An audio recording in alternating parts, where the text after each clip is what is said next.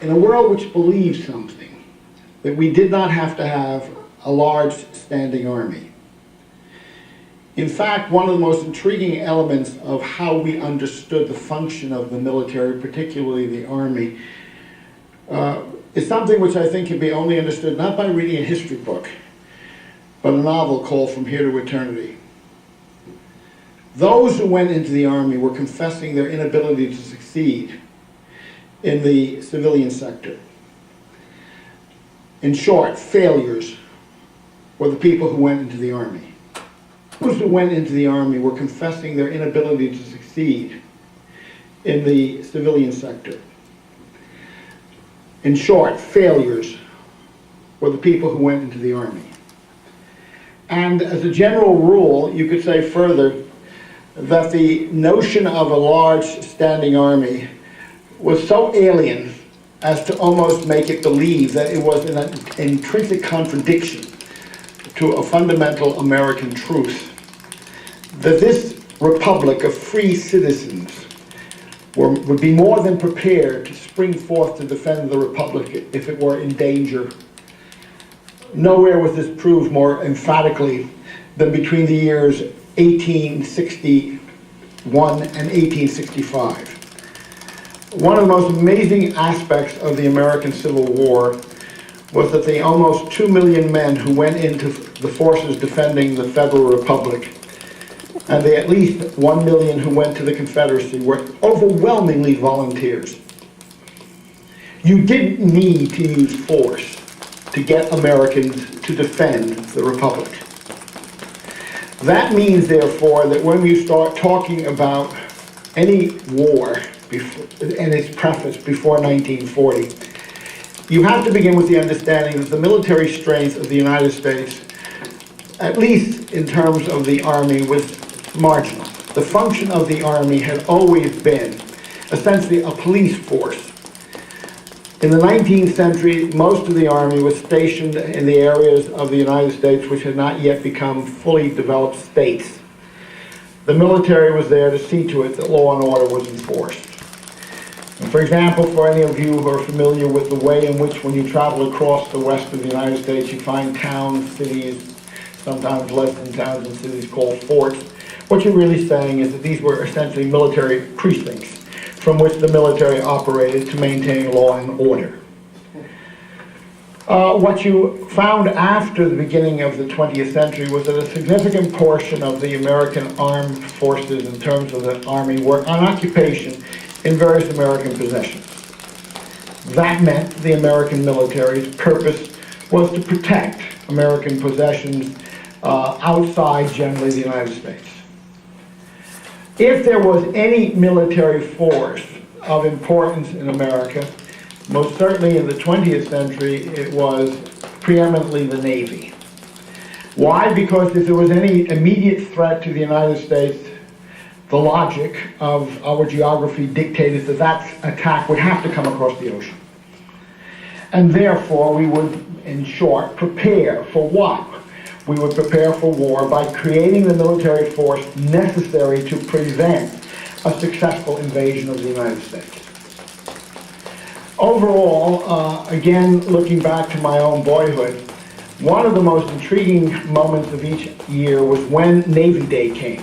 Usually in early October, I believe it was the second Sunday of October.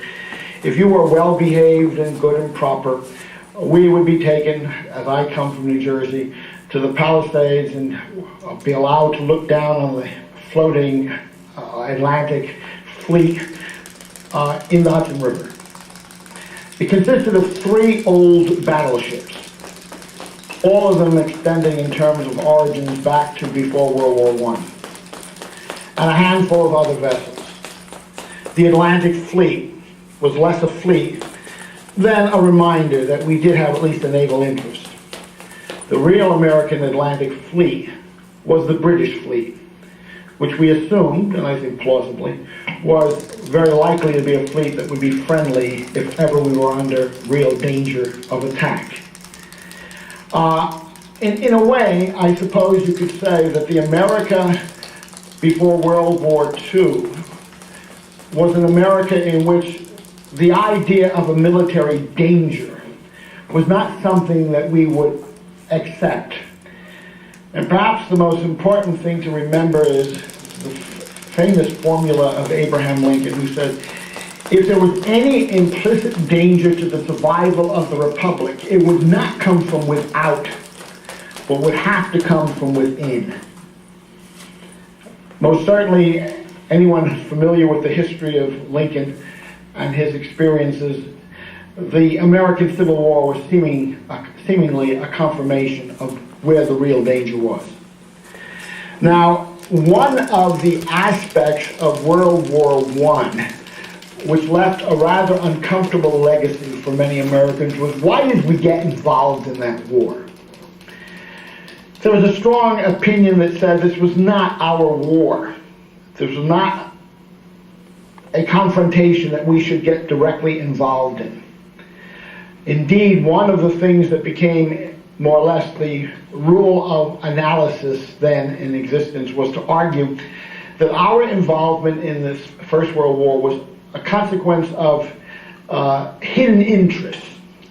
The interests of bankers, for example, who had, in 1914, confronted with the enormous upsurge of American orders from European belligerents, raked in sizable amounts of money as the British in particular, less so the French, began to liquidate their investments in the United States to pay for purchases in the United States. Boom conditions shaped the American economy beginning in 1914. And therefore, one interpretation was that the banking interests became increasingly preoccupied with maintaining this boom, and despite the fact that it was at least questionable as to whether it was legal or not, when it became obvious that the English were running close to the end of their resources. And I think I can give you one specific indication of the importance of this. In 1914, the United States was a debtor country. That is, that we had to export each year a certain amount of American money to cover the interest on the foreign investments in the form of bonds and stock held in European accounts. By the end of the first year of the First World War, we had ceased to be a debtor country and had become a creditor country. Increasingly, the United States was a country, therefore, in which the consequence of the First World War was to alter our relationship in credit terms to the rest of the world. In 1915, the question that was now beginning to agitate discussion was, were we willing to accept the full consequence of a stringent application of the principles of neutrality, which would in effect say, if the Europeans can't pay, then they can't have. And the argument was that American bankers, unwilling to lose the profits, the returns on lending, continued to lend with the acquiescence of the United States government. In a certain sense, therefore, what was being argued was that we were involved in the First World War in large measure because of the profits that could be obtained. There were other interests that were involved, and that is the agricultural interests. A sizable chunk of the exports that were being sent abroad were the surplus agricultural production of the United States.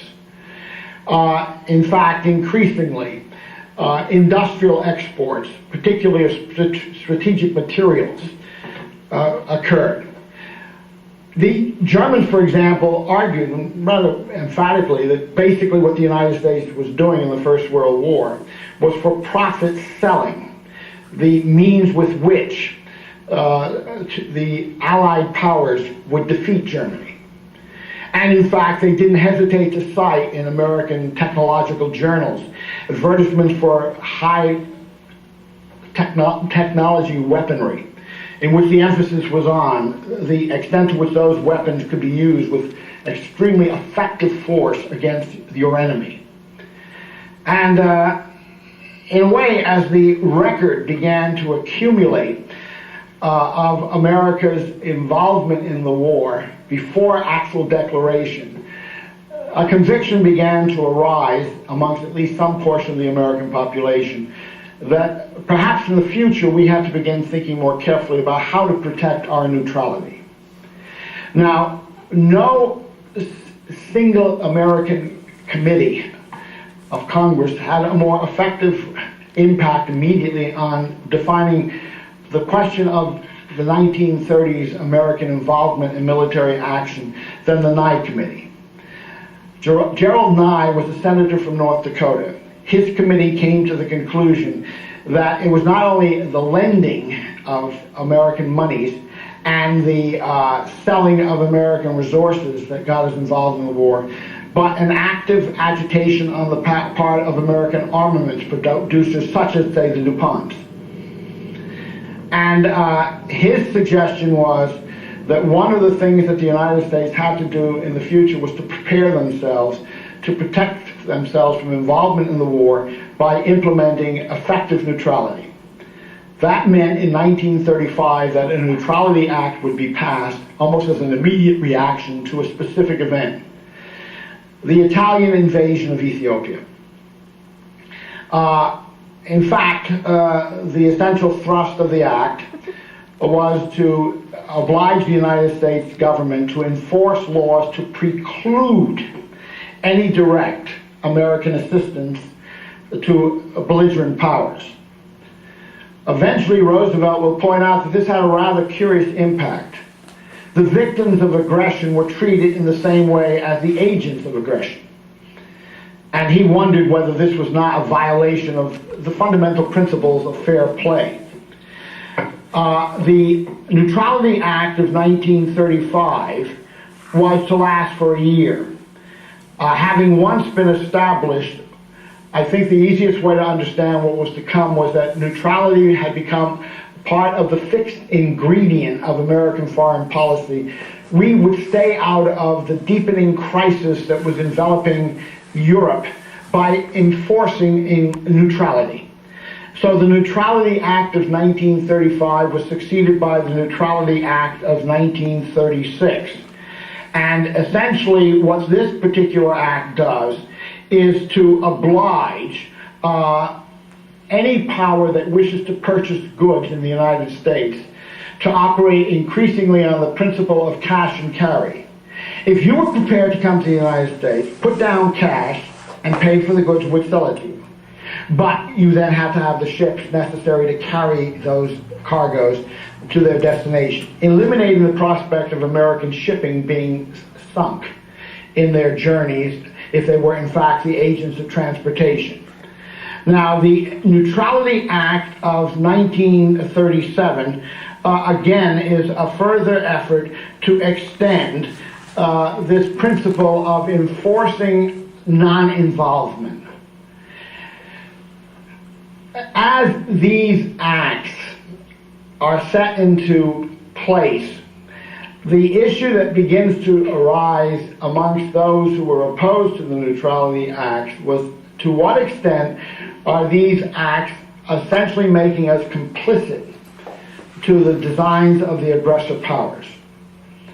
Now, if you think back to the question of our involvement in the Japanese invasion of China, the very nature of our policy in China was, in fact, to use every means at our command to aid and abet the Chinese opposition to the Japanese invasion, with, of course, the expectation that somehow or other we could have our cake and eat it too, by not actually getting directly involved in the war.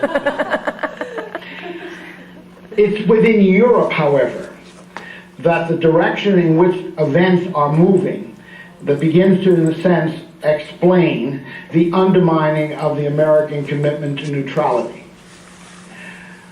Again, looking back to the 30s, the context of memory, if there was any single element of the technological innovation which perhaps most profoundly influenced the world before World War II, namely the radio, Americans became accustomed frequently to get up about 4, 5, 6 o'clock in the morning to turn on their radios in the mid-30s to listen to a report of a speech. You would hear that speech coming across the airwaves. It was like a voice traveling through the thundering waves of the ocean. It was a voice which was obviously an astonishing voice. A voice which, even though you didn't understand a word of what he was saying, gave you a compelling sense of a powerful pull. That voice, which was more or less a voice that resembled the roll of drums, building to a crescendo, the voice of Adolf Hitler. Something was coming into play that was a reflection of the integration of modern technology into the shaping of behavior. The behavior of the way, in the sense of the way people think. It is, I think, important to realize that two men in the mid-1930s had learned that technology and become as a vehicle for mobilizing his people into an adventure that was going to be